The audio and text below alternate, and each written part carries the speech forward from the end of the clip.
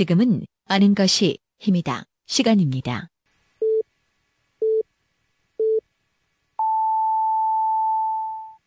Welcome to the best podcast. Knowledge is power. 하루 7분만 투자하세요. 여러분들도 대전, 충청 지역의 전문가가 될 수 있습니다. 정 PD의 키워드로 풀어보는 뉴스.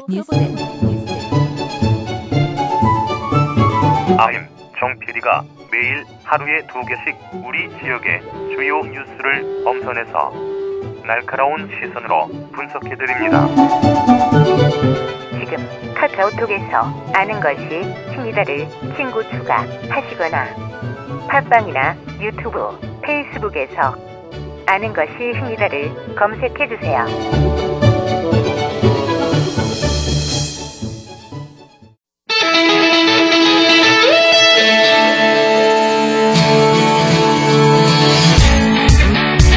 (5시엔) 대세남은 여러분의 참여와 제보를 기다립니다.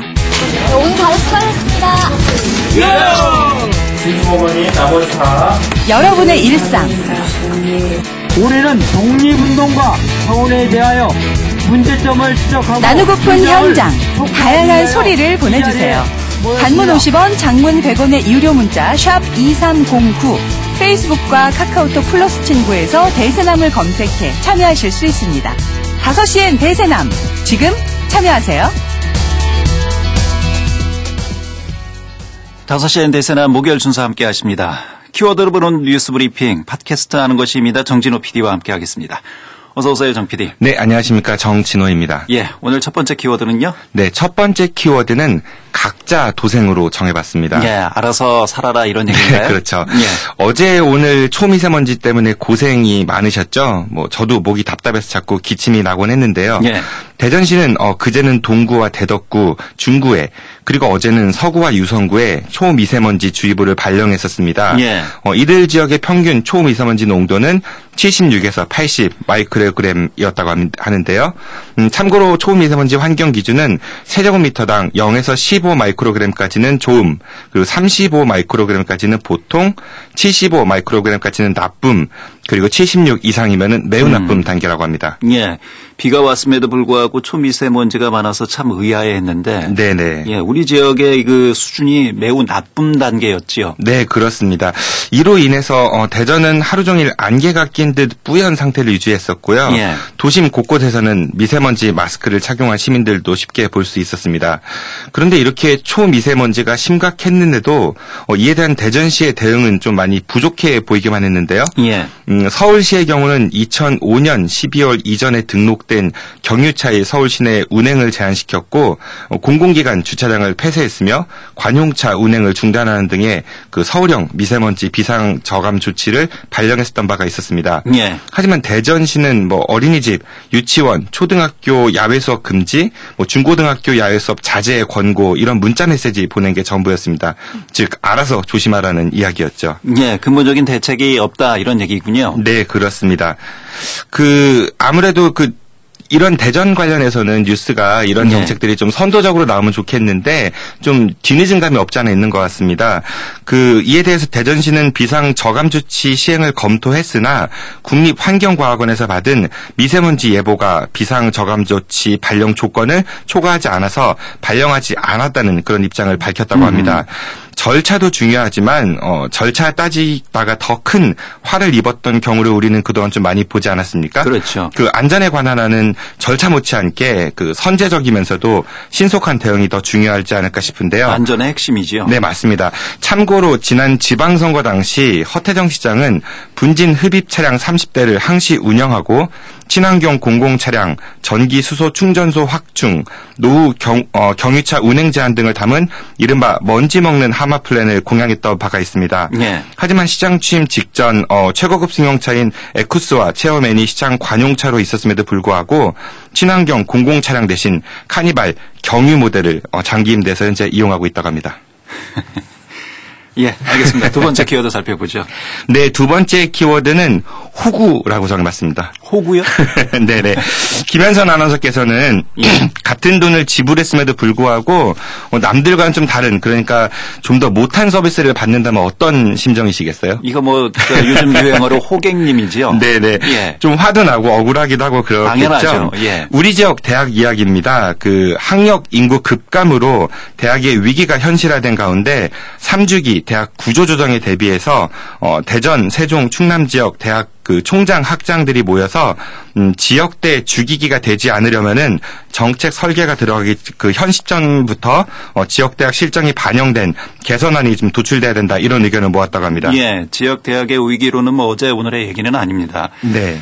글쎄요, 총장이나 학장들이 모여서 무슨 얘기를 나눴는지 그 내용을 좀 전해 주실까요? 네, 지역의 한 대학 총장은 내년부터 매년 40억씩 고정적으로 등록금 재정이 감소하게 되었다면서 재정 지원을 평가에만 근거할 게 아니고 대학이 지역과 공헌할 부분이 있다면 이를 장려해서 지원이 이루어져야 된다, 이런 목소리를 높였다고 하고요. 예. 또 다른 대학 총장은 지역 대학 총장들과 수도권 대학 총장들 간의 교감을 통해서 수도권 대학의 협조를 얻어내야 한다, 이렇게 주장하게 됐다고 합니다. 그 이에 대해서 차기 수석 회장으로 선임된 최병욱 한밭대 총장은요, 문제 해결에 지역 대학 간 상생이 무엇보다 중요한 만큼 향후 각 대학 기획처장들을 중심으로 해서 심도 있는 협의를 이뤄 나가겠다라고 밝혔다고 합니다. 예. 뭐 다 좋은 얘기긴 한데 구체적인 안이 없다, 이런 얘기들도 또 나올 수밖에 없겠군요. 네, 그렇습니다. 늘 말씀드리는 거지만 높은 분들께서 모여가지고 늘 좋은 말씀 주고받고 잘하자 이렇게 얘기는 하는데 그게 현실에 얼마나 반영되고 있느냐는 거죠. 예. 그 대학 등록금이 지역이라고 해서 수도권 학교들에 비해서 훨씬 더 저렴한 건 아니지 않습니까? 그럼요. 그런데 수도권 소재 대학에 다니는 학생들이 받는 교육적 혜택과 지역 대학 학생들이 받는 것과는 분명 많은 부분에서 차이가 있는 것 같습니다. 이걸 단순히 그 내신과 수능 성적이 수도권 대학 입학에 못 미쳤기 때문에 감수해야 되는 몫이라고 하기에는 너무 말이 안 되는 상황 같고요. 예. 지역 대학들 중 몇몇은 뭐 취업률 전국 1위 뭐 이런 광고들을 하는데요. 솔직히 그걸 공감하는 시민들이 이렇게 많을 것 같지는 않을 것 같습니다. 예. 교수들의 연구 실적부터 학생들의 교육 환경, 취업 등 정말 많은 분야에서 수도권 대학들과 비교가 되거든요. 그 교수님들 이렇게 폼만 잡지 마시고 학생들을 위해서 더 연구하고 또 발로 뛰는 그런 노력이 좀 필요할 것 같고요. 예. 아울러서 이 높은 교수님들 회의하실 때 꼭 호텔에 모여서 하십니다. 근데 대학에 굉장히 좋은 회의 장소들 많거든요. 예. 돈 없다고 하시면서요. 좀 대학 내에서 그런 회의들도 하셨으면 좋겠습니다. 예, 알겠습니다. 키워드로 보는 뉴스 브리핑, 지금까지 팟캐스트 아는 것입니다. 정진호 PD였습니다. 수고하셨습니다. 고맙습니다. 아직도 존재감이 없습니다. 이제 좀 키워주십시오. 김윤기, 김태영, 김세원의 대전의 삼김시대.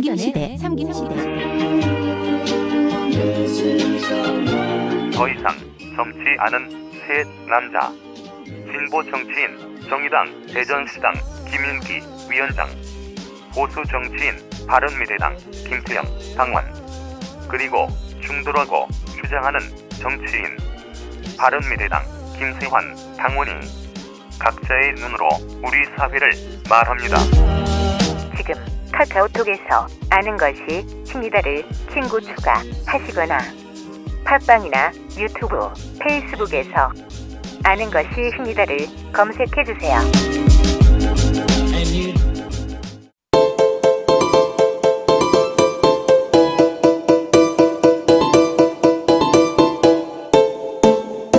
다시 돌아왔습니다. 네, 금이 환양이면 좋겠지만은 백수가 되어서 돌아왔습니다. 그래서 방황하는 형을 좀 붙잡아왔습니다. 우리 지역의 교육에 대해 이야기하는 시간, 광진형 어디가에 오신 걸 환영합니다.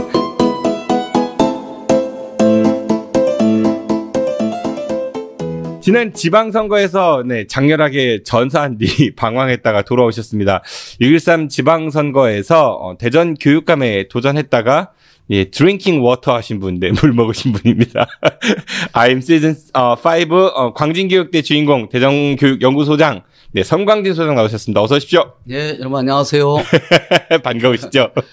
네, 반갑습니다. 네.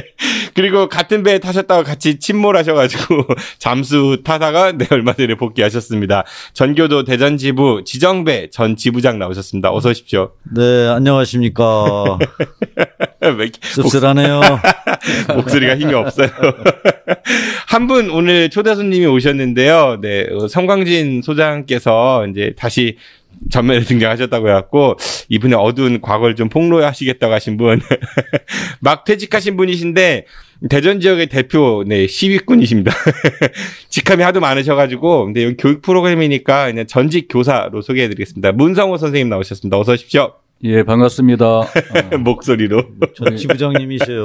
네, 알고 있습니다. 초대 지부장 아니세요? 네. 제가 그 성광 선생님 만나면 할 말이 많은데 오늘 전부 다 얘기하기는 어렵고. 오늘 전부 다 한번 해보세요. 들어보도록 하죠. 맛만 네. 보여주고 조금씩 앞으로 보여드리도록 하겠습니다. 네. 우선 이 얘기 안 하고 넘어갈 수 없을 것 같아요. 많은 분들께서 궁금해하실 것 같은데 뭐 지난번 선거에서 안타깝게도 이제 낙선을 하셨습니다. 네. 그렇죠? 네.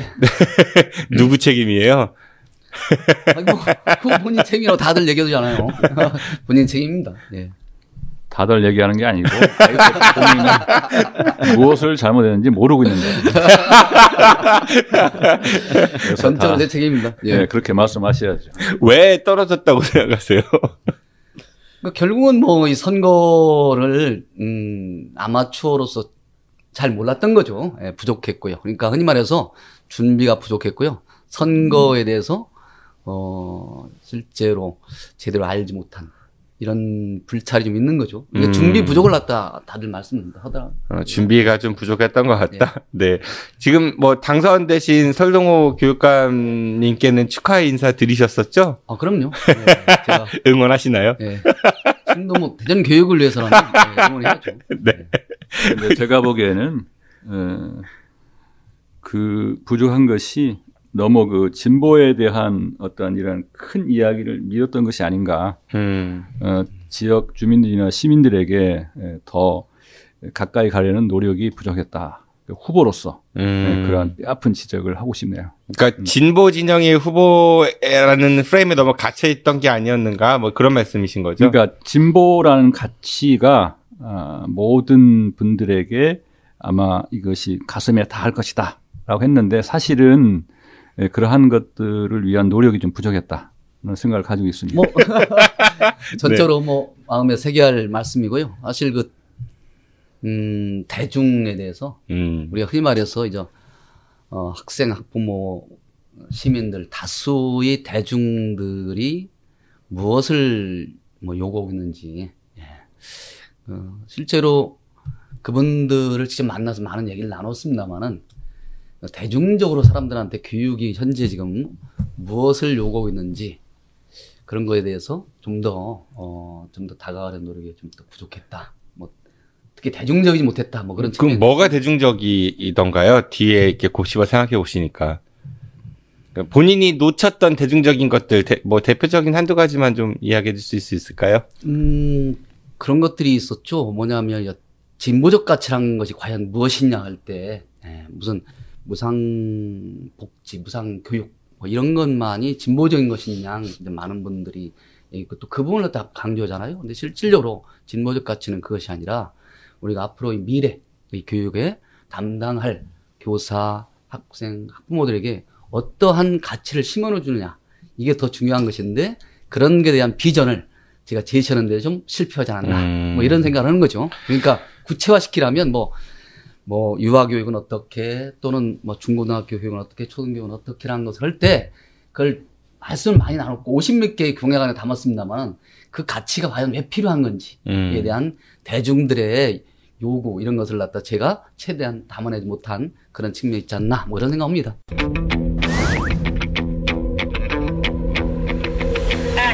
아직도 멀었습니다. 제가 보기에는 진보라는 그 어떤 큰 가치만 믿고 대전 시민들, 학부모, 학생들에게 감동을 주지 못했다고 하는 생각이 들어요. 작은 이야기 하나라도 깊숙이 정말 뭔가 마음을 움직이는 이러한 이야기들이 좀 흘렀어야 되는데 어쨌든 정책은 화려했으나 사실은 그것이 크게 빛내지 못했다. 그래서 앞으로는 지역 시민들에게 감동을 주는 그러한 활동들이 좀 필요한 것이 아닌가 이런 생각을 가지고 있습니다. 그래서 아직 멀었다는 말씀드립니다. 지정교 선생님 하실 말씀 없으세요? 뭐 참패한 그 참모의 한 명으로서 뭐 할 말이 뭐가 있겠습니까?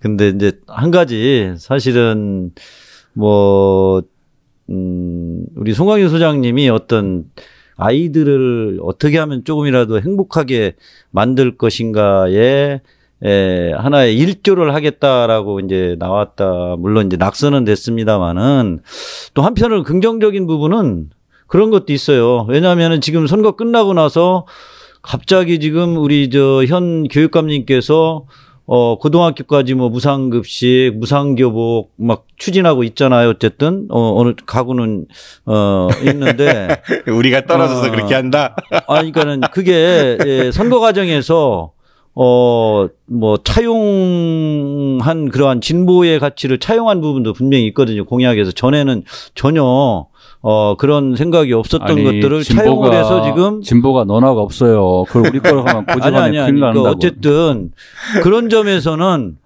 현 교육감이 당선 이후에 내뱉은 공약을 좀 지키려고 하는 모습들을 보면서 그런 것들을 통해서 무상 교복이나 무상 급식이 이루어진다면은 그나마래도 뭐 완벽하지는 않지만은 어쨌든 기여한 바가 분명히 있지 않나. 참 아직 모르는 게 아닌가. 이런 건 있어요. 왜냐면 저희들이 지금 사회유치원 문제가 많이 불거졌잖아요. 그 당시 근데 저희들이 병설 유치원 학급을 500여 개를 전차적으로 증축해 나가겠다, 증설해 나가겠다 이렇게 한 부분들 강력하게 이걸 갖다 제일 앞에 내셨거든요. 다른 지역에는 사실 이렇게 직접 사립유치원과 이해관계 맞닥뜨리는 부분을 갖다 직접적으로 대놓고 얘기한 적이 없는데 사실은 이번에 우리 선거에서 그걸 갖다 직접 내놓고 사실은 지금 현재 불거지고 있는 사립유치원 문제를 해결할 수 있는 방안을 갖다 제일 먼저 내세운 그러한 선거였다. 뭐 이런 것들도 말씀을 드리고 싶습니다. 타이밍도 안 맞았네요. 지금 타이밍이었다면 사실 타이밍이 조금 어긋난 부분이 있죠. 지금 타이밍이었으면 어떤 후보든지 다 그거 냈을 거예요. 근데 항상 뭐 하긴 또 진보의 가치는 앞서가는 거니까 다음에 또 있지 않겠어요? 그 두고 봐야 될 것 같고요. 그 뭐 분위기 화기애애한데요. 세 분 다 공교롭게도 전교조 대전 지부 지부장 출신이세요. 그렇죠. 어느 분이 그러니까 문성 선생님이 제일 먼저 지부장 하셨죠. 예, 제가 초대는 아니고 네. 초대 지부장님들이 계시고 제가 한 초창기. 예, 초창기. 네. 그 당시는 뭐 초대냐 이런 개념들이 좀 지금으로 얘기하기는 어려운 시기였고요. 어쨌든 제가 한 7년 했으니까 개업 시기라고 이제 합법화되면서 이제 현장으로 복귀했고요. 우리 이제 성광진 우리 이제 소장님이 저하고 같이 한 7년간 정말 풍찬 노숙하면서 엄청나게 고봉 고생을 시켰죠. 정말 근데 또 재밌는 것은 그 우리 이제 사모님이 저한테 한 얘기가 있어요. 그래도 저렇게 데리고 일할 수 있는 것은 문서밖에 없다. 이렇게 얘기한 걸 봐서는 출마 준비하세요. 혹시 다음번에 데리고 일한 건지 본인이 부려먹은 건지 안 계실 때 얘기하는 거 보면은 그래가지고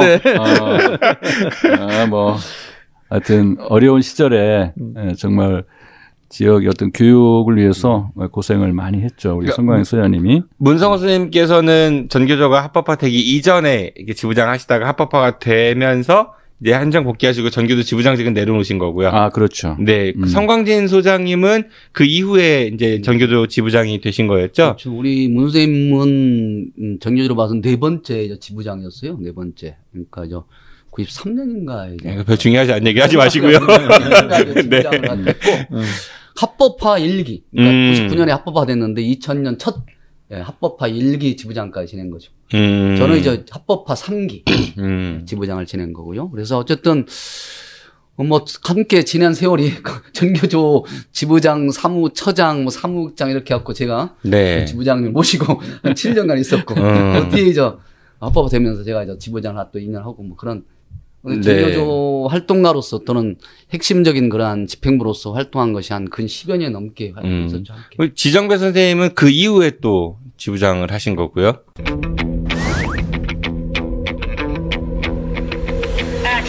저야 한참 뭐 어리죠. 네.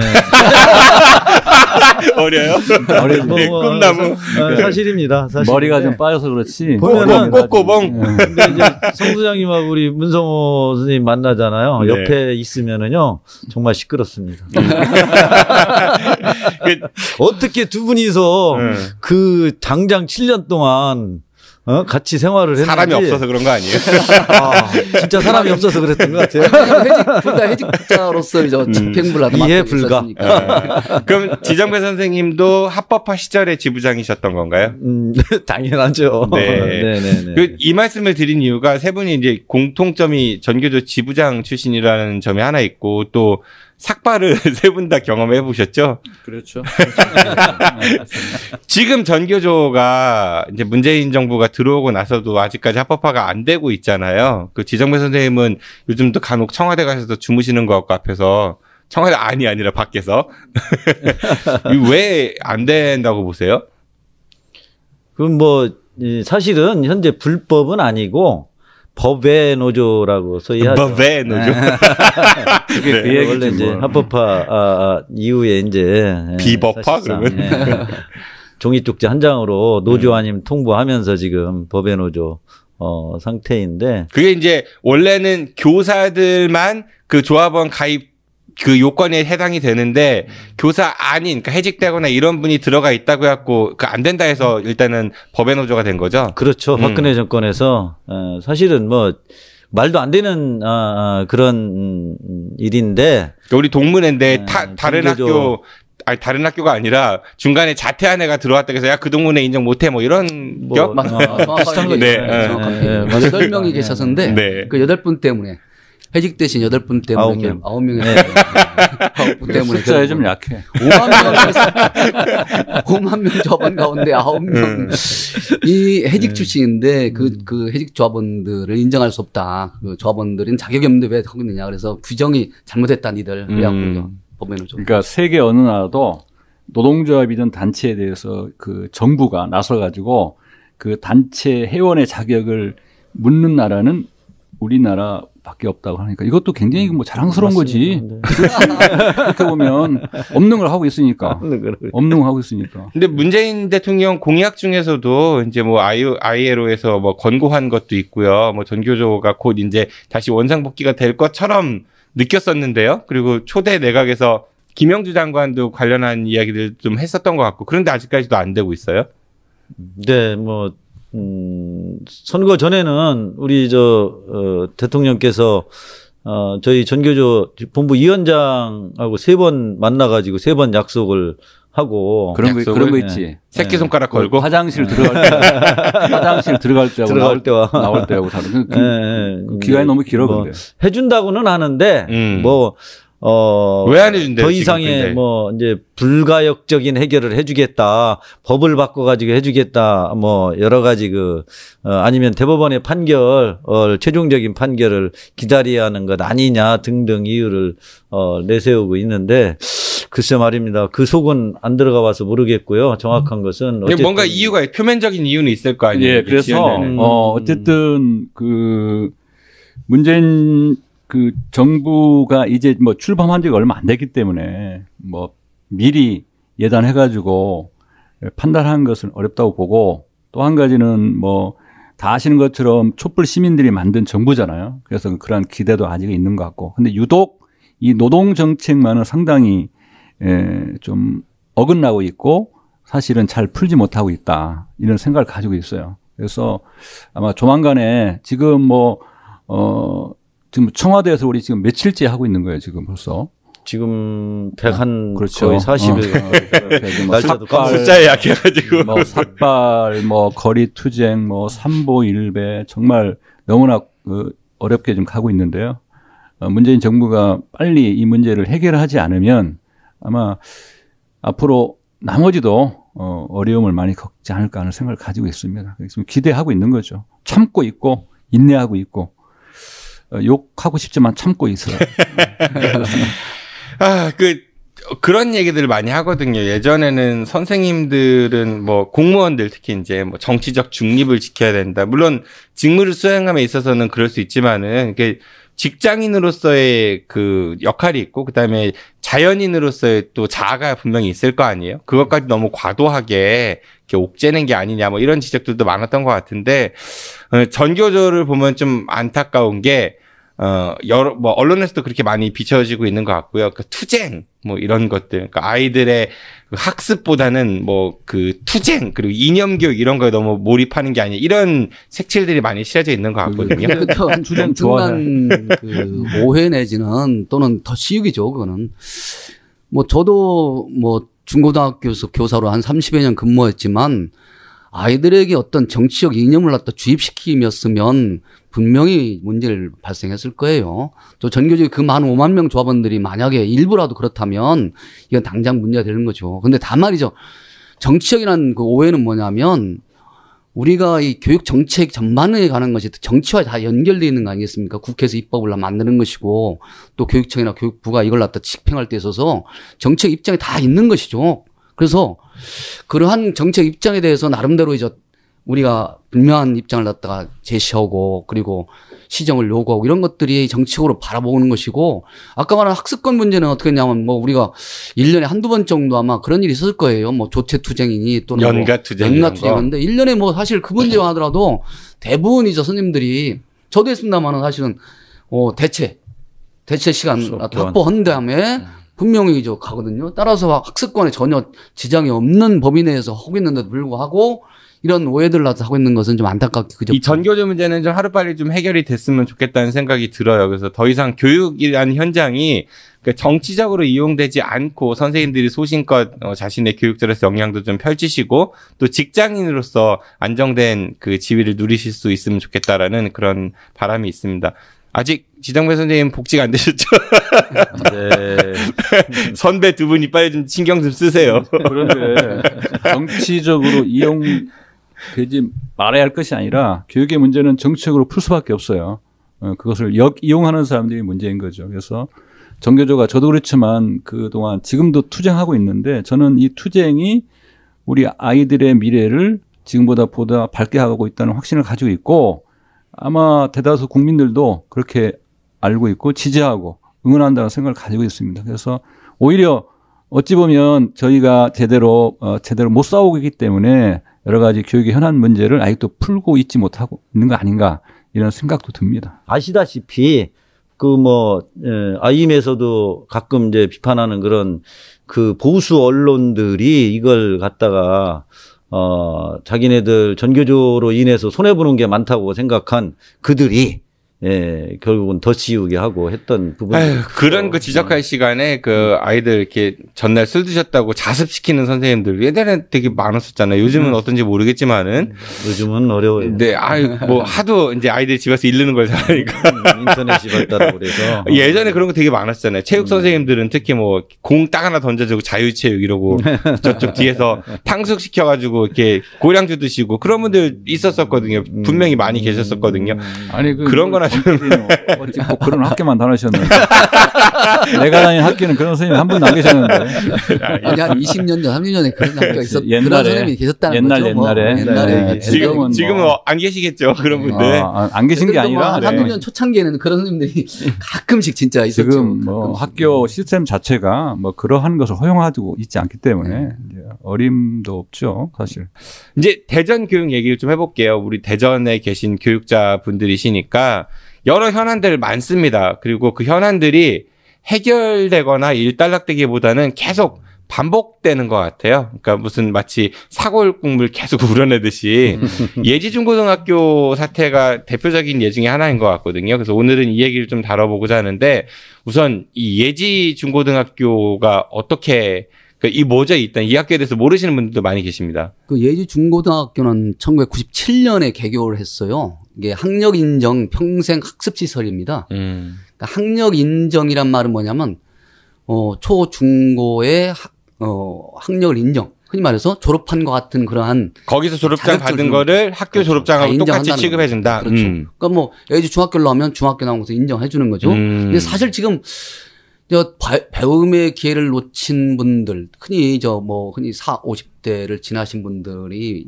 이 만학도라고 하는데 이 만학도들이 바로 이런 평생학습 시설에 가셔서 공부를 하셔요. 근데 그 중에서도 학력 인정 평생학습 시설은 많지가 않습니다. 대전 충남에 현재로서는 한 군데밖에 한 군데. 대전 충남 통틀어서 이 예지 하나인가요? 예지 하나. 그래서 실제 뭐 야학이라고 해서 평생학습 시설이 있어요. 그냥 개인들이 이렇게 좀 후원에 받아갖고서 하시는 청춘학교 뭐 이런 그렇죠, 데도 있고. 그렇죠. 거기는 졸업장 받아도 인정이 안 그렇죠, 되는. 인정이 안 되죠. 그러나 이제 학력이 인정되는 곳은 정말 드물죠. 아, 그러니까 일반 학교를 나오든 아니면 이런 예지 같은 데를 나오든 아니면은 그 검정고시를 보든 이 세 가지 방법이네요. 그렇죠. 학력 인정받는 거는. 네. 평생 학습 시설로서 지금 학력 인정을 받는 유일한 곳이고요.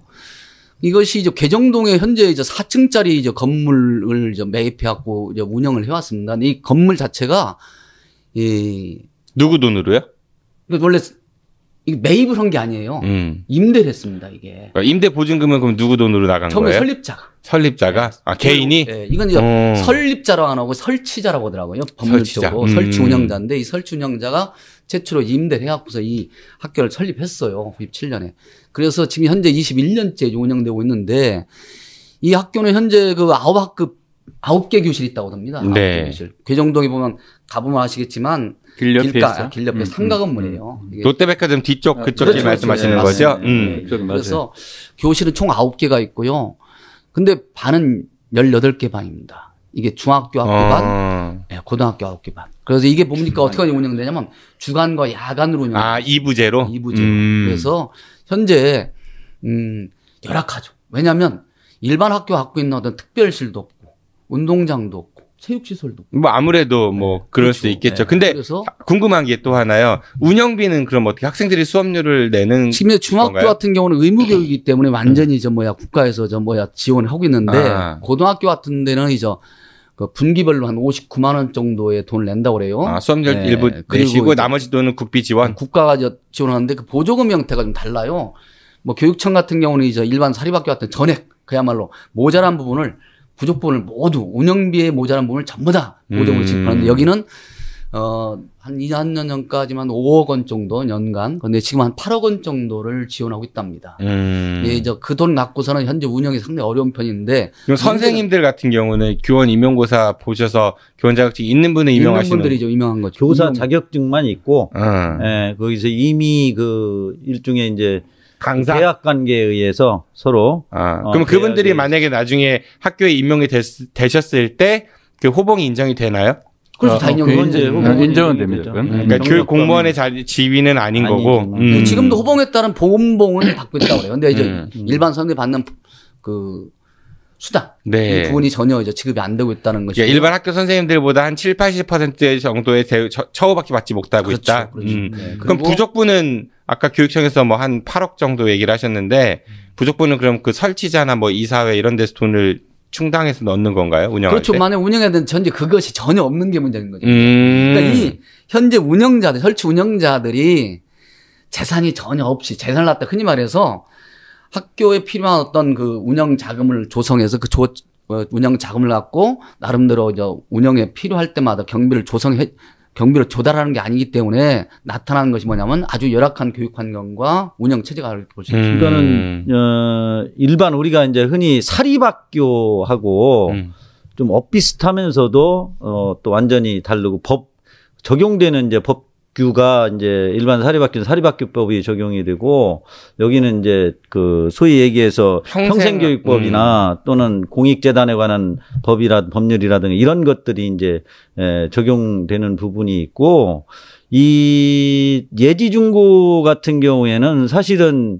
그동안에 이제 재단 설립이 안 되다 2010년에 재단으로 이제 설립이 됐는데 그때만 해도 현재 이사장이 아니라 이제 전에 다른 분이 운영을 했었어요. 근데 그때도 이제 어떤 부분이 생기냐면은 이 설립한 사람들이 이 학교를 통해서 뭔가 본인들 위해서 돈을 내놓고 사회 사업의 일환으로서 이 투자하고 해야 되는데 그게 아니라 이런 그 평생학습 시설을 통해 가지고 뭔가 어느 면은 돈을 좀 벌고자 하는 욕심 이런 것들 이걸 이용해서 장사를 가지고 있는 거죠. 라는 걸로 보여졌다. 2012년에 문제가 일어났던 것도 이사장하고 교장하고 그 겸직이 일반 사립학교는 안 되거든요. 근데 그렇지. 여기는 정관을 만들면 가능한 거예요. 근데 정관을 재단을 설립을 하면서 겸직을 허용을 한 거예요. 그러면서 이사장 겸 교장이 사실상 대통령 겸 총리를 했군요. 이제 그런 과정에서 문제가 네. 있었고 그러다가 이제 전 설치자가 이걸 팔았죠. 원래 공식적으로 팔 수는 없어요. 원래는. 근데 이제 뒤에서 뒷거래하면서 팔았다는 얘기가 있어요. 뭐 4억 얼마가 뭐 오고 갔네 이런 얘기들이 이제 있는데 어쨌든 그러면서 확인된 바는 아니고요. 그렇다더라. 그렇죠. 하더라인데 네. 가장 네. 그 가까운 위치에서 본 분의 증언에 얘기라 따르면 뭐 거의 뭐 크게 틀린 내용은 아닐 것 같고 그게 이제 2012년에 그 소위 이사장이 바뀌죠. 바뀌면서 그러니까 전직 이사장이 현 이사장한테 이거를 넘기었다라고 그렇죠. 볼 수 있다. 네, 넘긴 거죠. 넘기면서 이제 문제가 또 불거지기 시작했던 겁니다. 학교의 파행이 나타낸 가장 결정적인 계기는 아마 2012년 그 이사장 되시는 분에게 흔히 말해서 교장을 할 수 있는, 겸임할 수 있는 아까 말씀하실 때 그 정관 변경, 학교 정관을 변경하도록 교육청 했고 본인들이 변경해서 학교장으로서 학교를 운영하면서 나타난 거죠. 그래서 학교 운영비가 상당히 모자랐던 모양이에요, 그 당시. 그래서 그 교감에게 교장으로서 이제 부탁을 한 거죠. 1억 원만 차용하자. 인건비가 부족하니. 뭐 이런 차용 빌려달라고? 그렇죠. 빌려달라고. 개인 사적으로? 예, 그렇죠. 그 당시 아까 교육청에서 지원해주세요가 아니라 사적으로? 네, 그렇죠. 사적으로 이제 교감에게 또는 뭐 일부 선생님들한테. 교감 선생님한테? 그렇죠. 예. 교육감이 아니라? 행정실장. 나 지금 교육감으로 알아들었어요. 네. 행정실장 나중에는 네. 선생님들한테 11조씩으로. 학교 직원분들한테 좀씩 운영비 부족하니까 돈 좀 빌리자. 그렇죠. 인건비가 부족하니 니들이 조금씩만 내라 뭐 이런 식으로 아마 했던 모양입니다. 그런데 그게 액수가 작지가 않았어요. 한 1억 정도 이렇게 요구하고 그러니까 이분들로 봐서는 정말 이거 도저히 감당할 수 없는 거라서 여기서부터 이제 서로 간에 이제 뭐라 갈등이 빚어지면서 이 사실이 이제 어떻게 됐냐면 이제 총학생회 당시 이제 학생들이 알게 된 거예요. 그러면서 이제 학생들은 그 당시 아마 불만이 많았던 것 같습니다. 학교 운영 자체나 또 워낙 열악한 교육 환경 때문에 어려움이 많으니까 학교 왜 이러냐는 식의 그러한 불만이 많았던 탓에 가치이죠. 이런 문제 모든 것들이 전반적으로 하면서 학교를 갖다 변화시키고자 하는 욕구가 생긴 거죠. 네. 그래서 바로 감사도 요구하고 그리고 이사들 전원 물러나라는 요구도 한 거죠. 운영진 물러난 겁니다. 그렇게 하면서 이제 사건이 점점 전개되는데 그렇게 되면서 서로 간에 이제 운영자와 또 운영자를 지지하는 분들이 이제 계셨어요. 거기도 교사들 몇몇과 소수의 이제 학생들이 이분들과 또 이제 학교의 변화를 요구하는 그러한 세력 간에서 갈등이 또 빚어졌죠. 그러니까 음해다 일종의 흔들기다 이런 식으로 그러면서 해서. 이제 사실 감사가 2016년에 왔어요. 그래서 감사를 하다 교육청에서 와서 도저히 안 되니까 파행이 이루어지니까 12년도에 일어난 일이 16년에 감사가 왔어요. 사탕이 깔린 건 12년이고 실제 15년부터 사건이 벌어집니다. 네. 그래서 2015년에 아까 말씀드린 대로 교장과 교감, 흔히 말해서 교장이 되신 분과 아까 말한 대로 이사장이면서 교장이신 분과 교감 선생님 간의 갈등이 처음 나타나기 시작하고 돈 빌려달라고. 네, 그러면서부터 이제 그 다음에 선생님들 간에도 이제 서로 간에 이제 우리 이사장님 즉 겸임 교장 되시는 분하고 좀 갈등이 계속 빚어지는데 이것이 이제 학생들한테까지 알려지면서 전반적인 학교가 어떤 갈등 파행이 됐죠. 그렇죠. 파행과 갈등으로 이제 서로 하게 된 거죠. 그러니까 이제 교육청에서 어떻게 했냐면 이걸 갖다가 감사를 나온 거예요. 2016년에 1년 동안 계속 되니까. 그래서 감사를 나왔고, 이거 보니까 안 되겠구나 싶어서 이사 전원 취소. 그러니까 취임 취소를 해버렸어요. 알다시피 그 재단이 있지 않습니까? 재단에 이사분들이 계시는데 이사 전원을 갖다가 취임 승인을 취소해버렸습니다. 그건 잘했네요. 네. 이렇게 됐으니까 나름대로 이제 정상화를 할까 하는 게 2016년에 이제 10월 달에 이렇게 됐으니까 그 17년부터는 나름대로 정상화 되는 듯 했는데 불행하게도 2017년 4월에는 바로 그 갈등 핵심 당사자였던 박모 이사장님께서 이제 스스로 목숨을 끊는 그러한 불행한 사태가 이제 벌어집니다. 그와 동시에 또 이제 2018년 가서 이게 사실은 요 임원 승인을 취소했던 이 판결이 뒤집어져요. 고등법원에서. 원래는 이제 2017년에 이제 이거 정당하다고 대전지방법원은 이 처분이 정당하다고 했어요. 왜냐하면 이제 이 승인 취소를 하니까 이제 이사장 측에서는 지금 현재 이제 제지단 쪽에서는 이제 그것을 법정을 확보한 거죠. 근데 이제 이게 정당하다고 이제 교육청이 처분이 정당하다 했는데 다시 2018년도 와서는 이것이 재심에서는 뒤집혔다. 뒤집은 거죠. 대부분이 와서 최종적으로 7월에 또 뒤집은 거죠. 그래서 사실은 이게 좀 정상으로 가다가 다시 뒤로 후퇴했다가 후퇴해버리는 거죠. 그래갖고 떠나갔던 이사들이 전부 다 다시 돌아오게 되고 그리고 또 그 와중에서 이제 흔히 말해서 갈등의 와중에서 떠나갔던 교사들도 다시 돌아오게 되고 이렇게 되면서 다시 갈등이 더욱더 심화될 수밖에 없는 구조가 되니까 이것을 근본적으로 해결하자.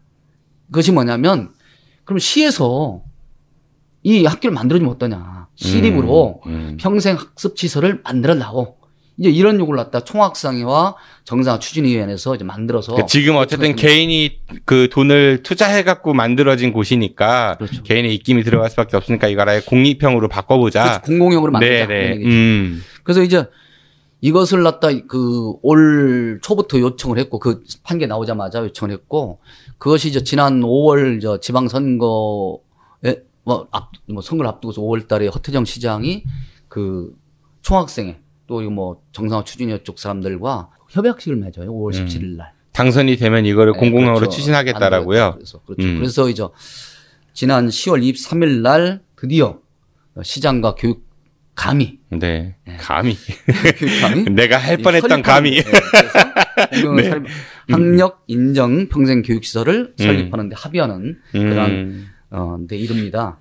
어쨌든 늦었지만 지금이라도 그 행정협의를 통해서 시장과 교육감이 공공형 시립 학력 인정 평생 교육시설을 갖다가 만드는데 합의한다는 것은 무척 다행스럽고 그리고 우리 모두를 위해서 좋은 일이다. 훈훈하네요.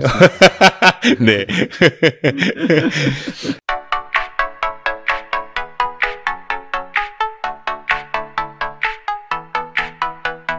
지금 여러분들께서는 대전 지역 최고의 팟캐스트 아는 것이 힘이다의 송광진, 지정배, 광진이 형 어디가를 듣고 계십니다.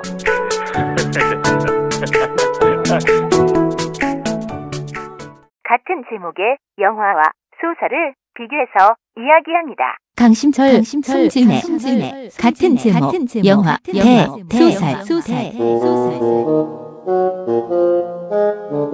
우리 지역 최고의 독서관 한남대학교 강심철 교수와 위셋 충청권 사업단 송지연 연구원이 영화화된 소설을 가지고 비교해보면서 재미있게 이야기합니다.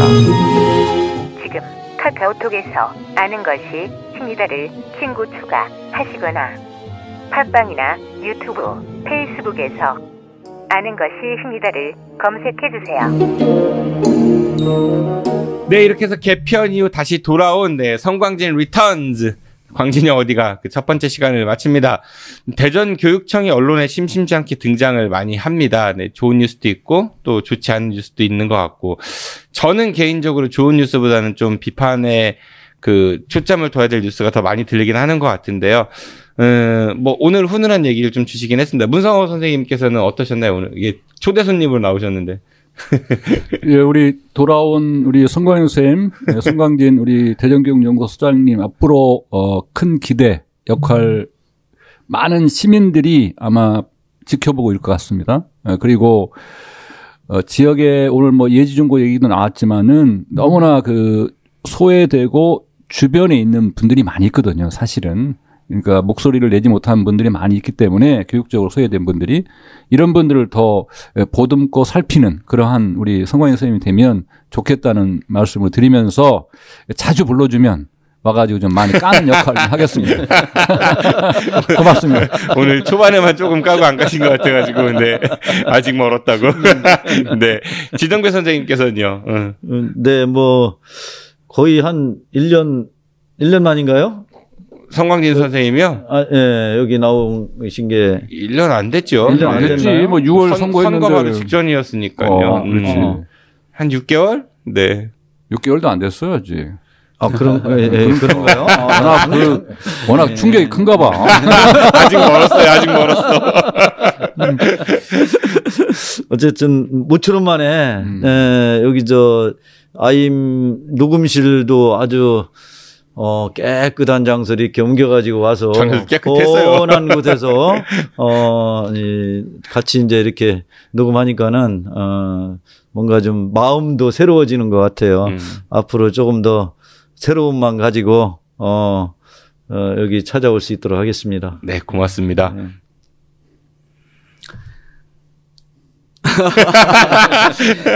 좀 이렇게 뭐 우리 정 PD님 만나서 이렇게 대화를 나눌 수 있다는 것 자체가 좀 기쁘고요. 사실 뭐 제가 교육감을 했으면 이러지 못할 건데. 그러니까요. 4년간은 연락 안 하고 지내려고 했어요. 네. 이렇게 재밌게 대화를 할 수 없을 텐데요. 어쨌든 뭐 다행이면 다행이다 생각하면서 오늘 즐거운 시간, 즐거운 대화 감사하고요. 앞으로도 저 즐거운 대화를 많이 나눴으면 좋겠습니다. 우리 교육계의 많은 어려운 점을 함께 대화로서 얘기하고 풀어볼 수 있는 방도를 찾았으면 좋겠습니다. 감사합니다. 네, 고맙습니다. 다음 달에도 대전교육에 좀 새로운 소식들 같은 것 좀 많이 좀 부탁드리겠습니다, 선생님.